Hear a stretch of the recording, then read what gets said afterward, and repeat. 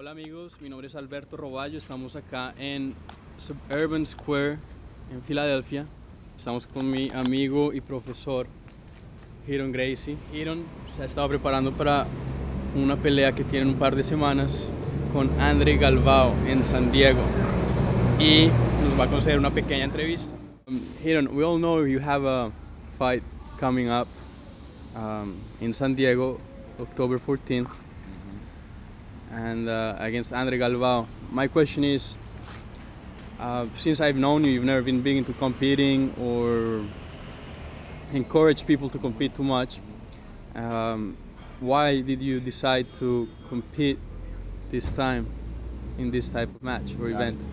The reason I never competed, well, I did compete maybe 5-6 years ago, a good amount, but then I stopped competing because a lot of the students were getting excited and they were competing themselves. So when I compete, they want to follow my example and they want to do the same thing. So I slowed down because we teach jiu-jitsu so you can defend yourself against somebody.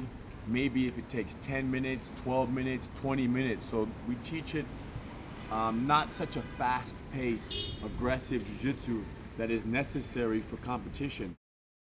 But now this event is a 20-minute match with no points.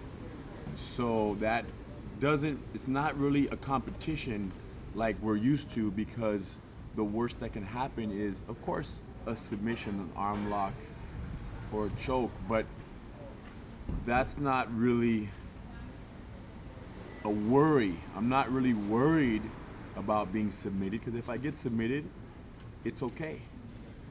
And of course, you know, I could watch some videos of him sparring and then I could get a little worried for a moment, but then I stop and say, wait, why do I care? If whether I win or lose is besides the point. The reason I'm competing now is just to have fun and to possibly learn something from the experience. So is there anything that worries you about that match? I mean, or the outcome, or no, because like I said, the worst that can happen is that he beats me. He arm locks me or chokes me out. And if he chokes me out, it just means that that day his jiu-jitsu was better, that I made a mistake, because jiu-jitsu is perfect. Does it worry you how the outcome of the fight, if he wins, for example, will impact the Gracie name or the Gracie family or the Gracie Academy? Well, the Gracie name and the Gracie family, it will not impact too much, because many Gracies lose all the time. If there's any concern, it's more about the Gracie Academy. And most people who are my students, whether it be through GracieUniversity.com or through our academy or our certified training centers, they're not my students, and they're not Henner students and Hollick students of ours because we won so many tournaments.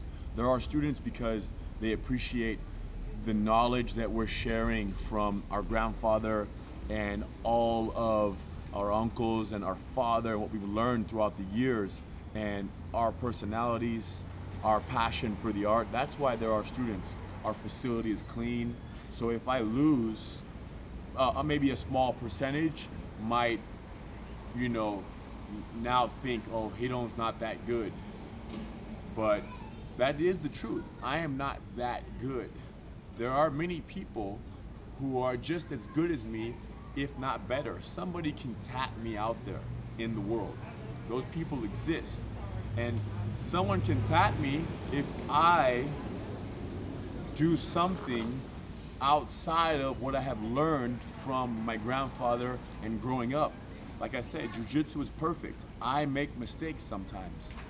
So again, on that note, you know, there's the big concern is, will the students, will Hiron's, you know, following and friends and students, you know, be disappointed in him?